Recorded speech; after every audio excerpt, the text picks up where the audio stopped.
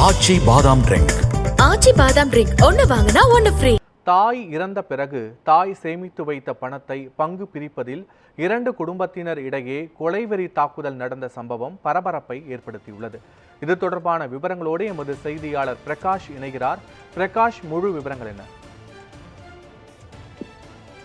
நிச்சயமாக பத்மநாபன், திருவண்ணாமலை மாவட்டம் ஆரணி அருகே உள்ள களம்பூர் பேரூராட்சி பகுதியில் வசித்த தாயார் மரகதம்மாள் என்பவர். இவருக்கு மன்னம்மாள், அலமேலு மற்றும் இறந்த பெண் குழந்தையான குப்பம்மாள் இருந்த நிலையில் தாயார் மரகதம்மாள் கடந்த ஆண்டு இறந்து விட்டார்.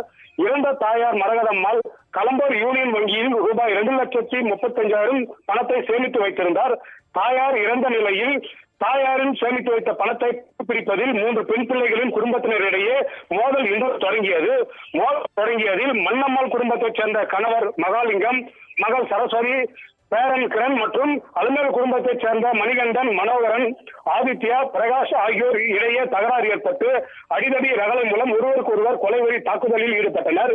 இவர்கள் களம்பூர் காவல் நிலையம் முன்பு அடிதடி ரகளில் ஈடுபட்டதால் இவர்களின் அலறல் சத்தம் அந்த பகுதியில் செல்லும் பொதுமக்களை திரும்பி பார்க்கும் அளவிற்கு கூச்சல் தொடர்ந்து அதிகரித்து காணப்பட்டிருந்தது.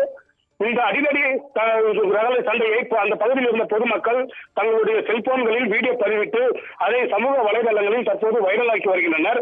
களம்பூர் காவல் நிலையம் போலீசார் தடுத்து நிறுத்தியும் 2 குடும்பத்தினர் இடையே கொலைவெறி தாக்குதல் அடங்காமல் ஒருவருக்கொருவர் பலமாக தாக்கிக் கொண்டனர். இதில் சரஸ்வதி, அலமேலு, மன்னம்மாள் மற்றும் 4 வாலிபர்கள் படுகாயமடைந்து ஆரணி அரசு மருத்துவமனையில் சிகிச்சை அளித்து பின்னர் வேலூர் அரசு மருத்துவமனையில் சிகிச்சை பெற்று வருகின்றனர். இந்த அடிதடி ரகளை குறித்து களம்பூர் காவல் நிலைய சப் இன்ஸ்பெக்டர் ஷாபுதீன் தற்போது வழக்கு பதிவு செய்து விசாரணை நடத்தி வருகின்றார். தாயார் சேமித்து வைத்த பணத்தை பங்கு பிரிப்பதில் 3 மகள்களின் குடும்பத்தினருக்கிடையே அடிதடி ரகளை வீதியில் நடைபெற்ற சம்பவம் களம்பூர் பகுதியில் பெரும் பரபரப்பை ஏற்படுத்தியுள்ளது. பத்மநாபன், விவரங்களுக்கு நன்றி பிரகாஷ்.